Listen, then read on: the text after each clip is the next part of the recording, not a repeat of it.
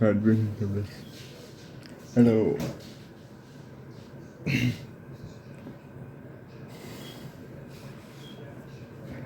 Let's see, what if Dooku had visions of Skywalker killing him? Maybe over to me.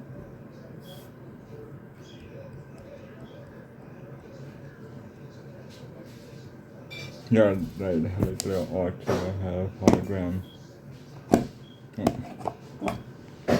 Yeah, I'm asking you, what if Dooku had visions of Skywalker killing him? And let's see, what if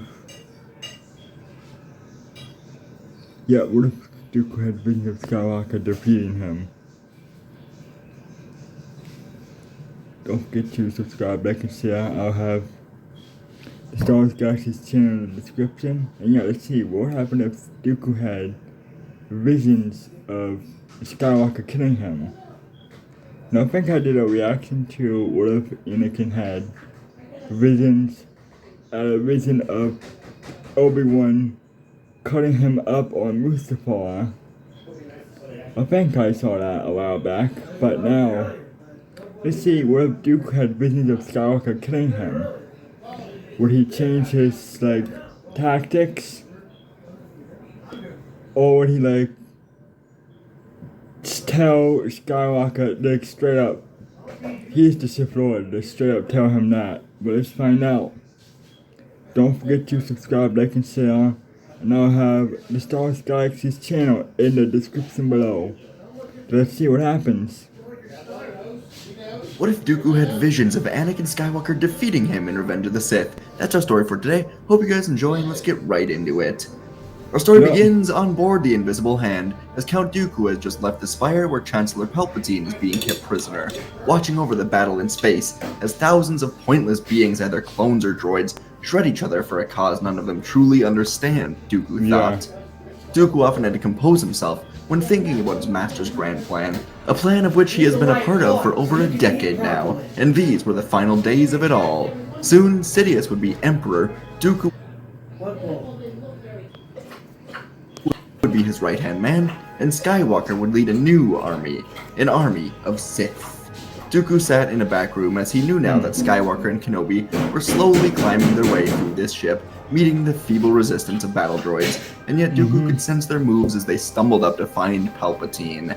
Part of Dooku wished that they could bring Kenobi to their side instead of Skywalker, as Obi-Wan was far more mature, and he didn't have that grotesque mechanical hand like Skywalker.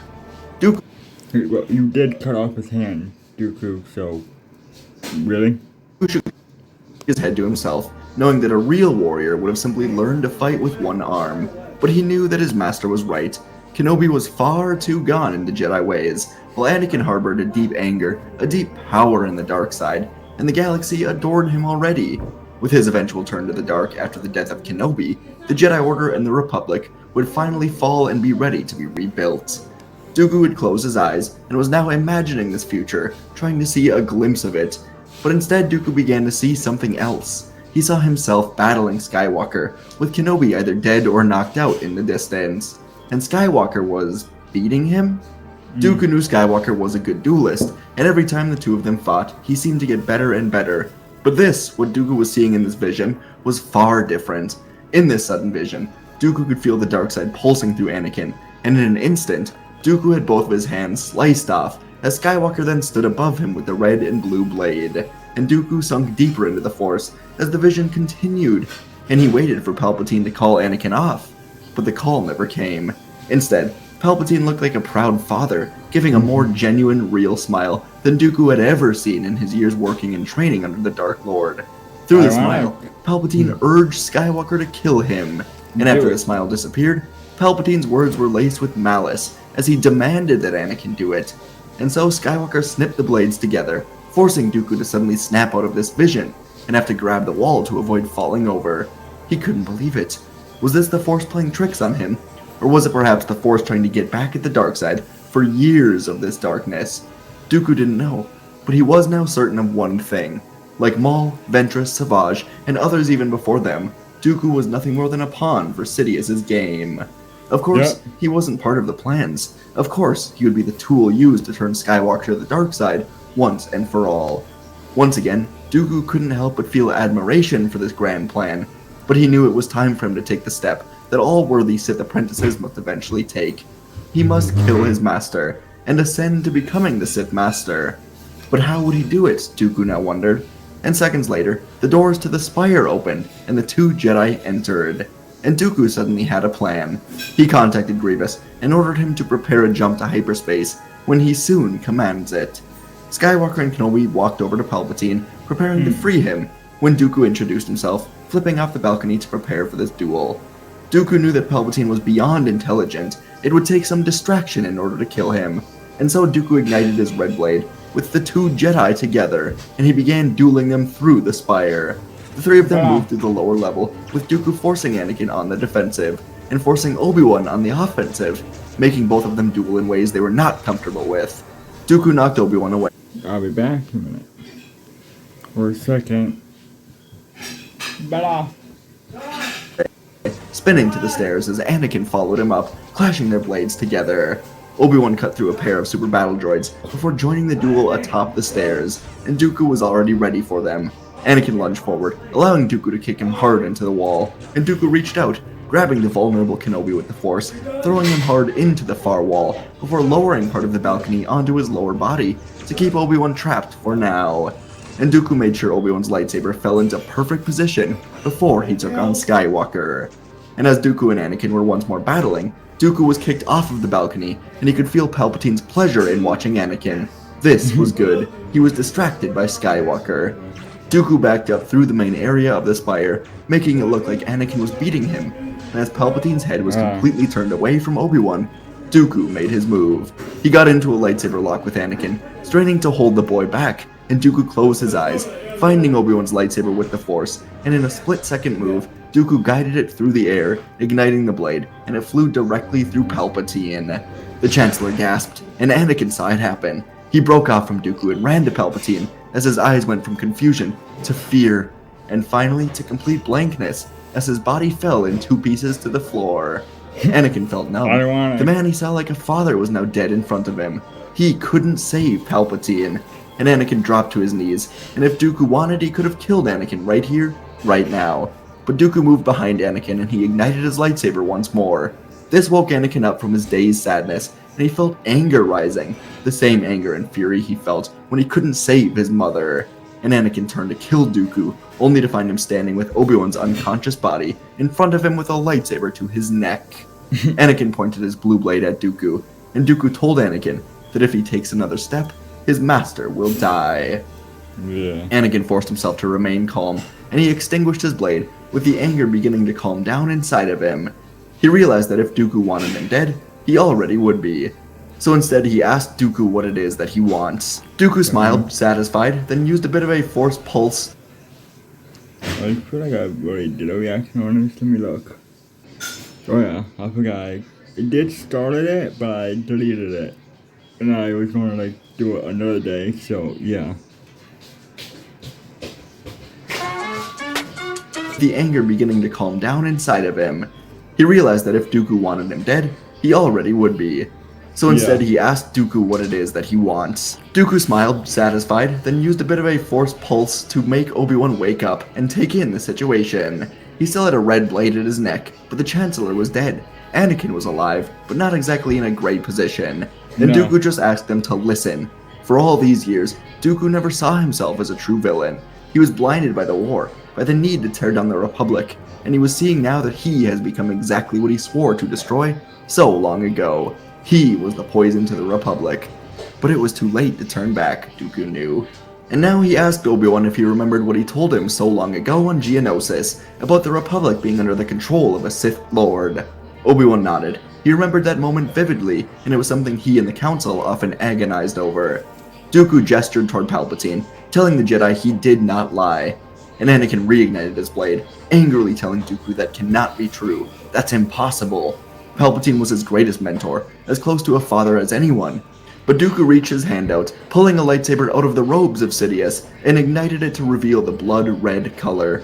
Anakin yelled out that Dooku planted it there, but Obi-Wan told Anakin to stand down. He believed Dooku, and Anakin was forced to accept this as truth. Obi-Wan looked up, and he asked Dooku why he was doing this now. Why go through all of this just to kill Palpatine? And Dooku said he removed his own blinders, and he finally saw the truth. That he was nothing more than a pawn that had to be removed from Palpatine's board in order for his new apprentice to step up. And Anakin felt a wave of sadness, embarrassment, and regret inside of him. Obi-Wan asked who this new apprentice was, and Anakin spoke up, saying it was going to be him.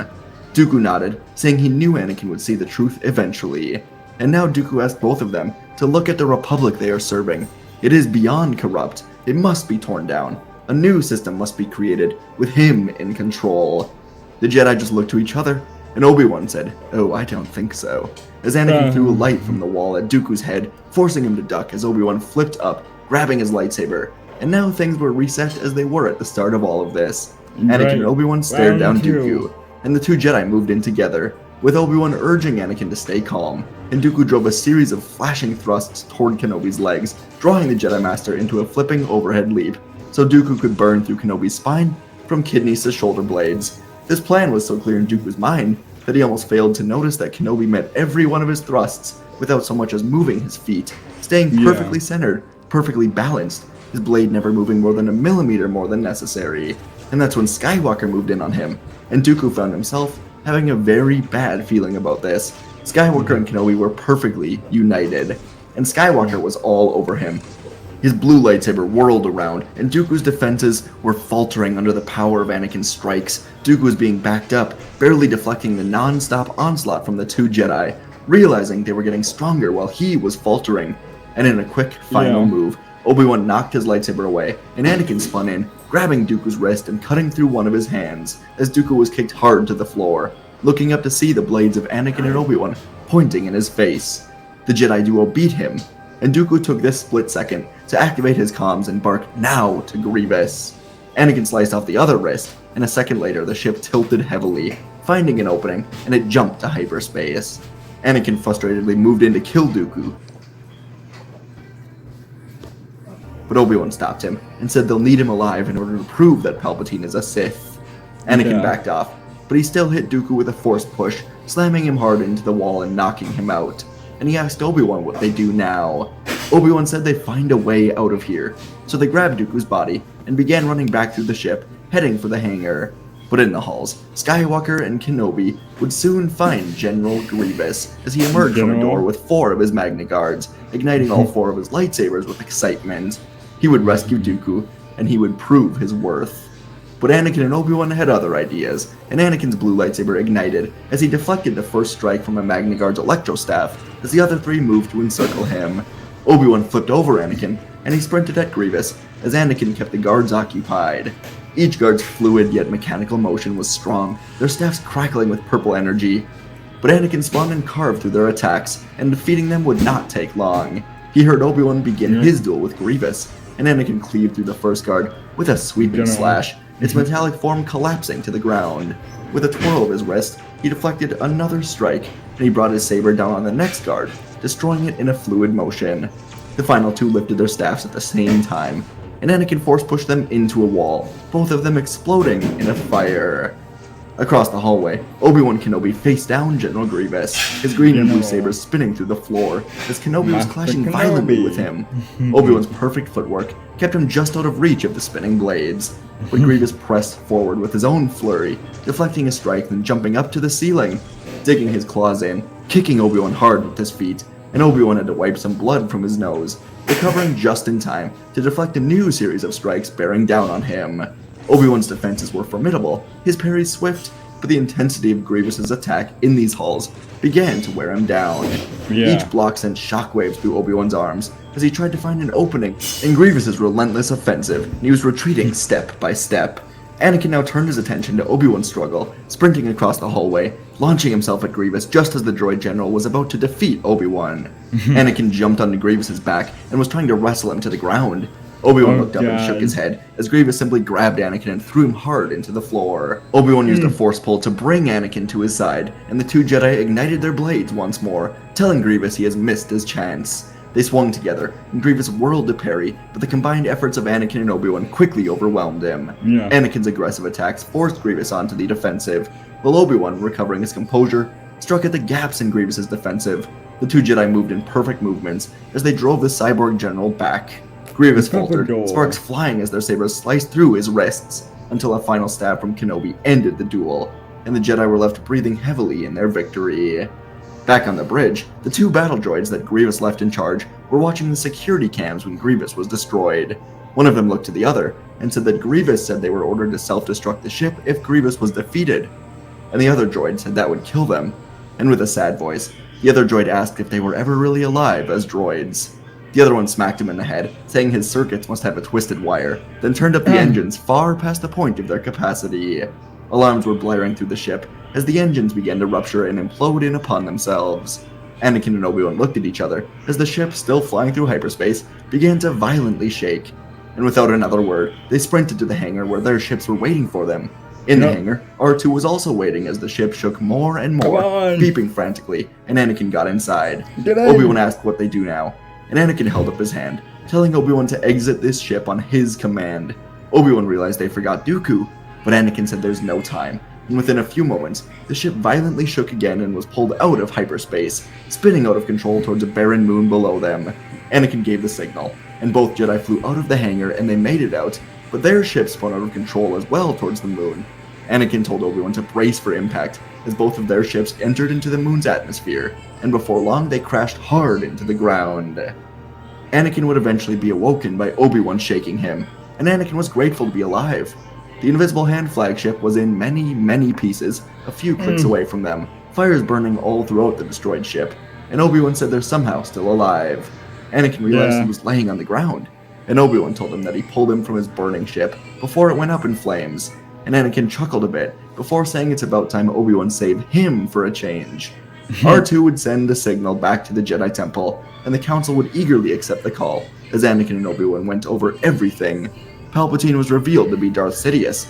Dooku tried to take over the Separatists for themselves, and now both him and Grievous are dead. Windu asked if they have confirmation of Grievous, Dooku, and Palpatine all being dead, and Obi-Wan said they do for Grievous and Palpatine, and Dooku unfortunately could not have survived the Invisible Hand crashing into the planet. Yoda put his hand to his chin and thought, then said that the Jedi will have to temporarily take over the Senate. The corruption went much further than any of them knew, with Palpatine being Sidious. And Anakin spoke up, recommending that the Council speak with Senator Amidala of Naboo. She had been very suspicious of Palpatine for a long time, and if the Council comes to her with news about all of this, then she can help ensure a smooth transition of power without Palpatine. Many in the Council wanted to pry on why Anakin knew this, but that was for another time. Windu told them to stay put, and they'll have a rescue team to their location within a few hours. The call ended, and Anakin and Obi-Wan slumped against a pile of rocks next to each other, exhausted, but glad all of this could come to an end, and the two of them would spend their entire time waiting for the rescue team, just talking to each other. Obi-Wan knew how important Palpatine was to him, and Obi-Wan did his best to try and make sure Anakin was alright. And through all the talking, Anakin came to realize that Palpatine was never a good guy at all. It was all a manipulation, from the first time they met. And now that he is gone, Anakin can live happily with his wife, and their coming child. And Anakin would tell Obi-Wan about Padme right now, how she is pregnant with his child, and Obi-Wan would encourage Anakin to leave the Order, at least for now. Obi-Wan always missed Satine, and he would love to see Anakin live the life that he never got. The Jedi Council would indeed go find Padme, and after revealing everything, Padme would bring Yoda and Windu into her coalition of senators that were working to remove Palpatine from power and end this war. Together, the Senate coalition with the Jedi Council would go into damage control with the rest of the Senate, bringing to light the truth, and the Jedi would guide Mon Mothma into the Chancellorship, as Anakin and Obi-Wan were brought home, arriving at about the same time as Ahsoka and Maul. After a few hours, Ahsoka and Anakin would leave the temple together and go to Naboo, where Padme was waiting for them, as they would live a new, peaceful life as the war was finally ending. And folks, that is our story for today. Depending on how the video does, I might do a part 2. I know I've said that in the past. I don't know if anyone actually listens up to this point, but it all depends on just how the... Yeah, I would. I always do. And I always say, if there is a part 2, I would like to see a part 2. Like, what happens now? Like, does Luke and Leia join the Jedi Order in part 2? Or does a new threat comes, like, did the First Order come? Or what happens now? But yeah, I want to see a part 2. That would be, I guess, part 2 will be Luke and Leia being trained by Anakin and Ahsoka in the Jedi Order in part 2. So yeah, I would like to see a part 2 to this. Video performs, because that's just the name of the game with YouTube. You know, I'm not gonna make a video. I'm not gonna make a part 2 of a video that nobody watches. So if you like this video, there will be a part 2 where Dooku actually does survive the crash of the Invisible Hand. We'll see. Yeah, just not sure how it would go. But if you guys like this one, then yeah, we'll do that. Anyways, let's talk about. Oh, see, he does survive, but he could be could be injured, but yeah, he could be surviving. Yeah, this probably missing an arm or two, but yeah, he could be survive. He could survive. I can see a part 2 of that. Yeah, This part 2 to this. I mean, or 1 or just this standalone video. I enjoyed this. I've been wanting to make something like this for a while. I just have, like, I don't know, bouts of I want to make a Dooku video because I think Dooku is a super interesting character. yeah. I've said this before, and I always preface. Who cares? Anyways, I highly recommend you read the Revenge of the Sith novelization. I just read the Darth Plagueis novelization. My head's spinning a little. I don't know why. Oh, God. My thoughts are all circulating. Anyways, Revenge of the Sith novelization does so much justice for Dooku, even though he's only in it for the first 4 chapters, because of course he gets his head chopped off. Spoiler. Yeah. But yeah, just into Dooku's thoughts before he fights Anakin and Obi-Wan, during the fight, even after when he's sitting there with his head about to get chopped off.